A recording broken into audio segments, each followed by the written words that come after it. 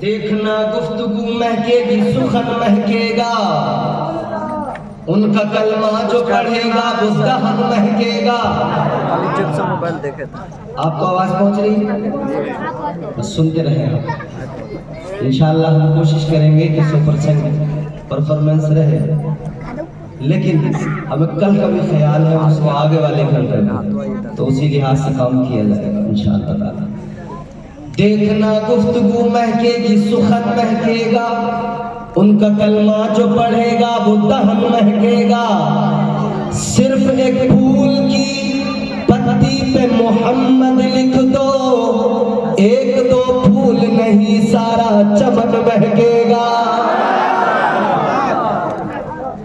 حضور کا نام ہی اتنا پیارا ہے، اور ہم سب عاشق ہیں حضور کے، غلام ہیں سارے۔ اور آج کی محفل جو سجائی گئی ہے جشن غریب نواز، ہندوستان کے راجہ شہنشاہ ہندوستان سید الاولیاء فی الہند حضرت سیدنا سرکار معین الدین چشتی سنجری رحمۃ اللہ علیہ، آپ کی یاد میں ابھی آپ کا اس سے مبارک گزرا، آپ کی محبت میں اس محفل کا اہتمام کیا گیا۔ حضور نے انتخاب کر کے چن کے پھر ہندوستان حضرت خواجہ غریب نواز کو بھیجا۔ یہ کرم ہے میرے مصطفیٰ کا کہ حضور نے چن کر اپنے شہزادے کو اس دیار میں اس زمین پر بھیجا۔ اللہ تعالیٰ نے پوری دنیا میں اولیاء کرام کی ذمہ داریاں، ان کی ڈیوٹیاں لگائیں کہ وہ دین کا کام کریں، کیونکہ دین جو اللہ نے عطا فرمایا ہے وہ دین بہت اہم ہے۔ جو حضور نے خاران کی چوٹی پہ کھڑے ہو کر اعلان کیا تھا، یا ایھا الناس قولوا لا الہ الا اللہ، اے لوگو وہ اللہ ایک ہے، وہی عبادت کے لائق ہے، اس کے سوا کوئی معبود نہیں۔ یہ دین بڑا پیارا دین ہے، اب یہیں سے جڑے اور بات کو سمجھیں۔ پروردگار عالم خالق کائنات رب لم یزل و لا یزال نے آپ کو اور مجھے جو دین عطا فرمایا، تاجدار مدینہ والی کائنات جو دین لے کر آئے اسے اسلام کہتے ہیں۔ اور یہ اتنا پیارا دین ہے، اتنا پیارا دین ہے کہ اس کو اللہ تعالیٰ نے خود چن کر دیا ہے۔ پروردگار عالم نے قرآن مجید میں فرمایا، ان الدین عند اللہ الاسلام۔ پروردگار عالم کا قرآن کہتا ہے یہ جو دین بندو تمہیں ملا یہ خود اللہ نے پسند کر کے تمہیں دیا، چن کر تمہیں دیا۔ اللہ کا پسند کیا ہوا دین، اللہ کا چنا ہوا دین تمہیں اور مجھے ملا، خوش نصیب ہے ہم لوگ۔ مگر پروردگار تو عالم الغیب والشہادہ، اللہ تعالیٰ تو باخبر ہے، سب کچھ جانتا ہے۔ پروردگار عالم کو خبر تھی، اللہ جانتا تھا کہ جب میرے بندوں کے سینوں میں دین ہوگا تو ان کے دینوں ایمان کو لوٹنے کے لیے شیطان الگ الگ چہرے لے کر آئے گا۔ اللہ تعالیٰ جانتا تھا، وہ پروردگار وہ خالق کائنات باخبر تھا، جانتا تھا کہ ان کا دین ان سے چھینا جائے گا، ان کے ایمان پر ڈاکہ ڈالا جائے گا، دین پر ڈاکہ ڈالا جائے گا۔ اللہ تعالیٰ جانتا تھا۔ اے میرے عزیزو، اللہ تعالیٰ نے دین عطا فرمایا اور یہ دین بندوں سے کوئی چھین نہ لے، اسی لیے اللہ نے محی الدین عطا فرمایا، اسی لیے اللہ نے معین الدین عطا فرمایا۔ اللہ نے دین بھی دیا اور دین کوئی اس دین کو چھین نہ پائے، اللہ نے محی الدین بھی دیا، معین الدین بھی دیا۔ تاجدار مدینہ والی کائنات کے غلاموں ذرا دل لگاؤ، ذہن قریب کرو، میں آپ کو قرآن سناؤں، آپ قرآن سنو۔ اللہ والوں کے ذکر کی محفل میں آئے ہو، جشن غریب نواز میں آئے ہو، میں کہوں میری بات مانو نہ مانو تمہیں اختیار۔ یہ مولانا مستجاب کہے مانو نہ مانو تمہیں اختیار، یہ جناب نور مجسم اپنی بات کہے ان کی بات مانو نہ مانو تمہیں اختیار، لیکن جب رب کا کلام بولے، جب پروردگار کا قرآن بولے، پھر کون ہے جو انکار کر سکے؟ پھر کس کی ہمت جو انکار کر سکے؟ اے میرے عزیزو، اللہ تعالیٰ نے قرآن مجید کے اندر اولیاء کا مقام و مرتبہ بیان کیا، اللہ تعالیٰ نے قرآن مجید کے اندر ولیوں کی عزتوں کا اعلان کیا، ان کے اسٹیٹس کو بیان کیا۔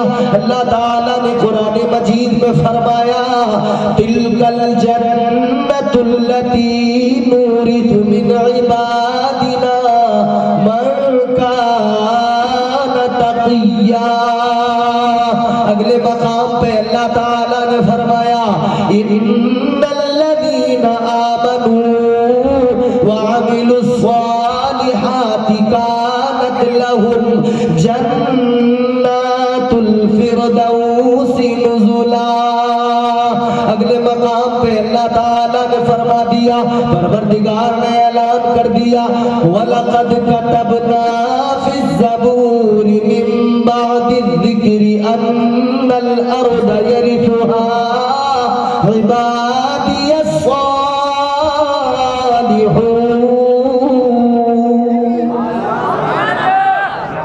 تین آیتیں میں نے قرآن مجید کی پڑھی۔ اللہ تعالیٰ نے فرمایا تِلْكَ الْجَنَّةُ الَّتِي نُورِثُ مِنْ عِبَادِنَا مَنْ كَانَ تَقِيًّا۔ آج ساری دنیا کا انسان جنت میں جانے کی تمنا رکھتا ہے، آج ساری دنیا کا مسلمان، ہر انسان کی خواہش ہے، تمنا ہے میں جنت میں چلا جاؤں۔ نماز اسی لیے تو پڑھتے ہیں کہ جنت میں چلے جائیں، روزہ اسی لیے رکھتے ہیں کہ جنت میں چلے جائیں، عبادتیں اسی لیے کیا کرتے ہیں کہ جنت میں چلے جائیں، بندگی اسی لیے ہے جنت میں چلے جائیں۔ اپنے رب کو راضی کر رہے ہیں کہ اللہ تعالیٰ بروز قیامت گناہوں کو معاف فرما دے، اللہ تعالیٰ جنت میں داخل فرما دے۔ جنت کی تمنا ہر انسان کے دل میں ہے، مگر سنو سنو اللہ کے قرآن کی آیت کا مفہوم بتانے لگا ہوں۔ پروردگار نے اعلان کر دیا اے لوگوں، جس جنت میں جانے کی تم تمنا کرتے ہو، جس جنت میں جانے کے لیے ساری عمر تم کاوشیں کرتے رہتے ہو، ساری زندگی جس جنت میں جانے کی خواہشیں اور آرزویں اپنے سینے کے اندر رکھتے ہو، اللہ تعالیٰ فرماتا ہے میرے بندوں سنو، میں نے اس جنت کا وارث اپنے ان بندوں کو بنا دیا جو عبادت گزار ہے، جو صالحین میں سے ہے۔ میں نے ان بندوں کو جنت کا وارث بنایا اور جنت کا بھی وارث اس کا بنایا۔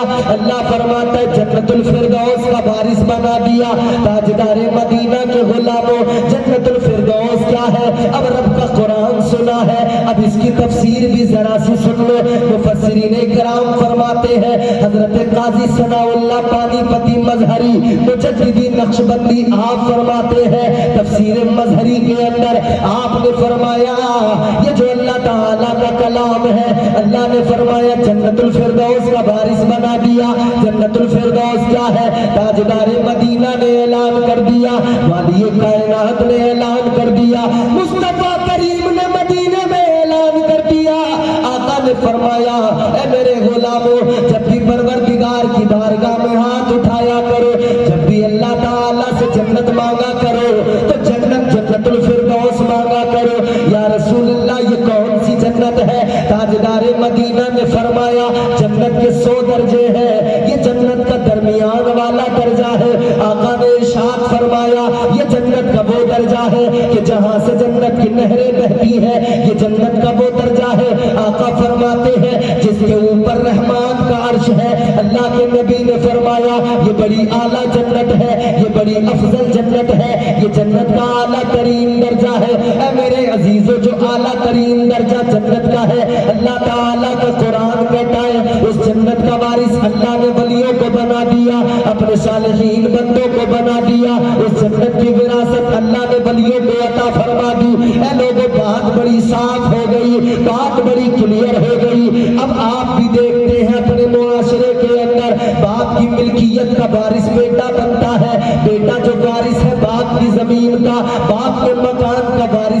ہے، باپ کی جائیداد کا وارث بیٹا ہے، باپ نے جو پلاٹ خرید کے چھوڑ دیے وارث بیٹا ہے، وارث جو ہوتا ہے اس کا مالکانہ حق ہوتا ہے، وہ چاہے تو یوں ہی لٹا دے، وہ چاہے تو کسی کو خیرات کر دے، وہ چاہے تو کسی کو تحفے میں دے دے، وہ چاہے تو اس کو بیچ ڈالے، وہ چاہے تو کسی کو سودا کر دے،